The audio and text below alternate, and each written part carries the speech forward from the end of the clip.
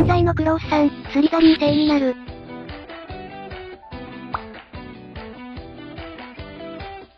グリンデルバルド？グリンデルバルドみたいになってる。グリンデルバルド役やってほしい。グリンデルバルドやん。かっけえやん。俳優やっていけるな。モデルみたい。クロース兄貴相変わらずかっこいいぜ。イタリア人っぽい。WWE 王者ですよね。7の悪役？マッドマックスにいそう。トリクロース。エリクシつけて草。こういう海外のシェフいる。ハンバーグ。ちょっとハンバーグ師匠に似てるがシャツの着こなしが尋常じゃない。シャツだけでこんなイケメンなのエグいって髪まで染めちゃってよ。後ろのコアモテの方のせいでマフィアにしか見えない。スリザリンに入場します。